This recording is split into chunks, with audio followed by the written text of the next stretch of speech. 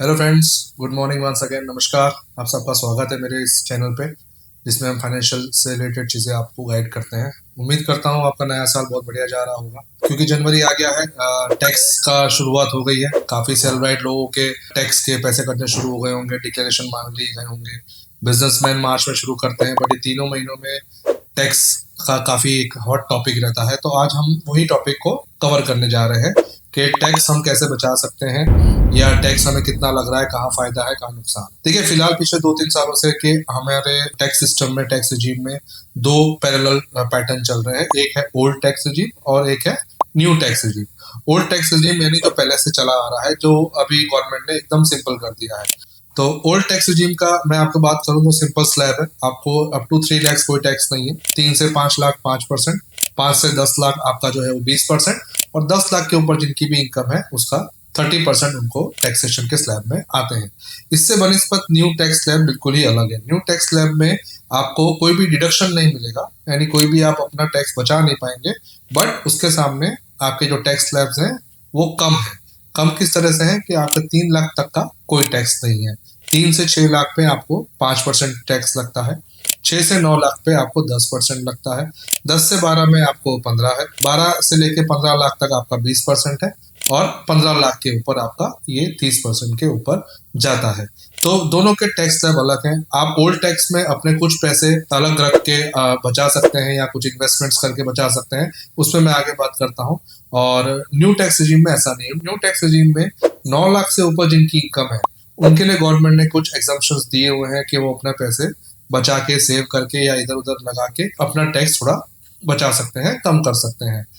अब बात आती है कि कौन सा बेहतर है। देखिए, धीरे धीरे जहां तक जैसे जैसे लोगों को समझ आ रहा है वो न्यू टैक्स रिजीम की तरफ जा रहे हैं। पर फिर भी जो लोग 10 लाख तक की इनकम स्लैब में है, मेरा मानना है कि उनके लिए ओल्ड टैक्स तभी फायदेमंद है अगर उन्होंने होम लोन लिया हुआ है और दूसरी बहुत सेविंग्स करते रह रहे हैं, तो उनको ओल्ड टैक्स में फायदा हो सकता है।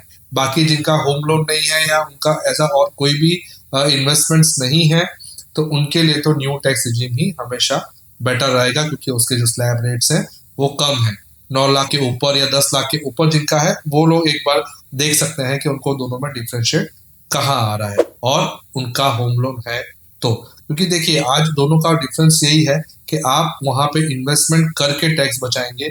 यहाँ आप जो भी इनकम है टैक्स भर दीजिए, जो आपका पैसा बच रहा है उस पर आप अपना सेविंग्स, इन्वेस्टमेंट्स या जो भी करना चाहे कर सकते हैं।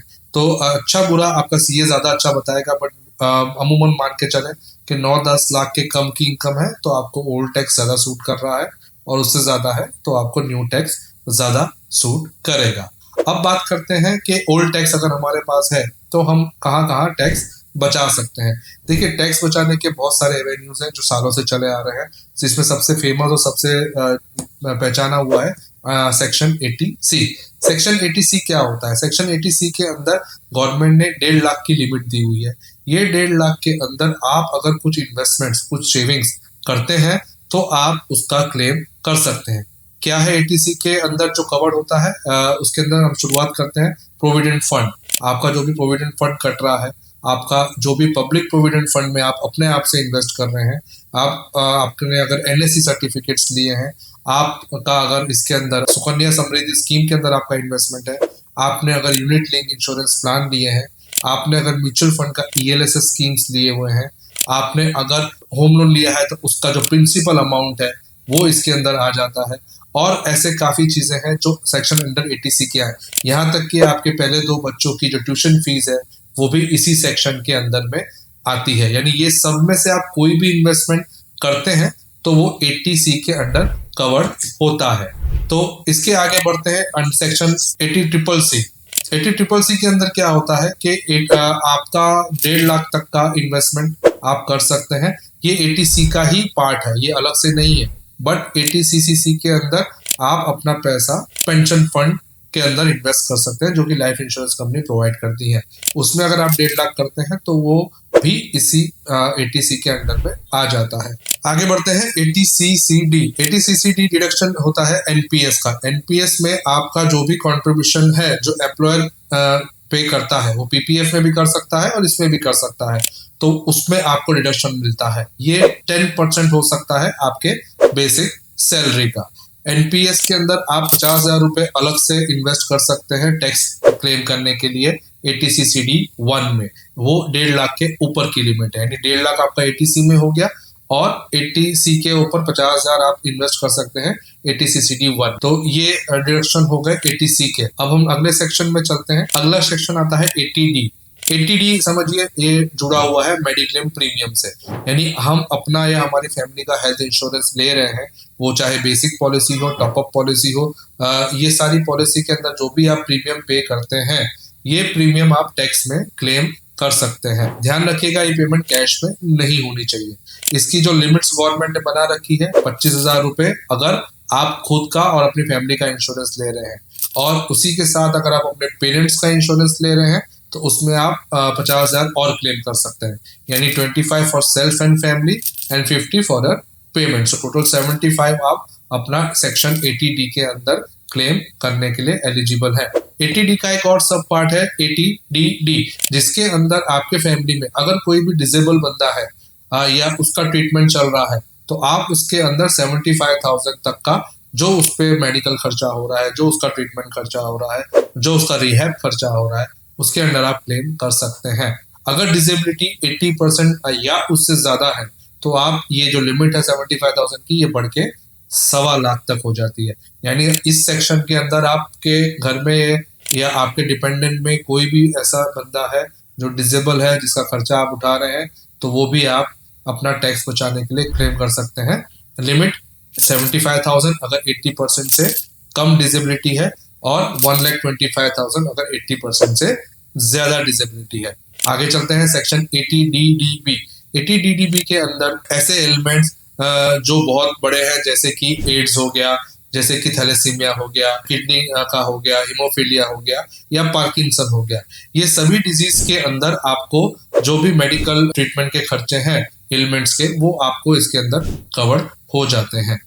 तो ये पार्ट हो गया सेक्शन 80D का, जो कि मेडिक्लेम रिपोर्ट्स और इन सब से जुड़ा हुआ है। आगे चलते हैं। आगे हम लोग 80G सेक्शन जो है वो डोनेशन से जुड़ा हुआ है। 80G के अंदर आप जो भी डोनेशन देते हैं वो आप उसके अंदर डायरेक्टली क्लेम कर सकते हैं। 80G आप समझ के चलिए कि कैश में नहीं पॉसिबल है। कैश की लिमिट सिर्फ गवर्नमेंट 2,000 ही दी हुई है, यानी अगर आप डोनेशन देना चाह रहे हैं तो आपको प्रॉपरली चेक से या ऑनलाइन पेमेंट से ही देनी पड़ेगी। ये जो डोनेशन है ये 100% भी आप क्लेम कर सकते हैं और 50% भी क्लेम कर सकते हैं। 50% इसीलिए कि कुछ इंस्टीट्यूशन को इस तरह रिकॉग्नाइज किया है कि आपको वहां पे 50% ही बेनिफिट मिलेगा।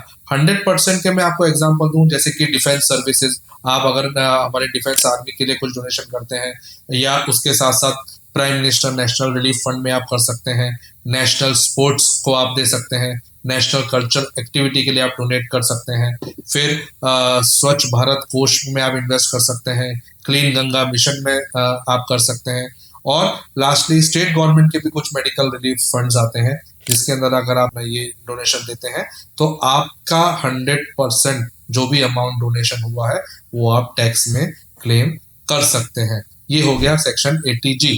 अब आते हैं हम लोग सेक्शन 80GGC। ये वो सेक्शन है जिसके अंदर आप इलेक्टोरिकल पार्टीज को डोनेशन देते हैं। जो भी रजिस्टर्ड पार्टीज हैं जो इलेक्शन लड़ते हैं, उसको अगर आप डोनेट करते हैं तो ये सेक्शन के अंदर आपको पूरा रिबेट मिल जाता है, जितना भी आपका डोनेशन अमाउंट है। आगे चलते हैं सेक्शन 80E।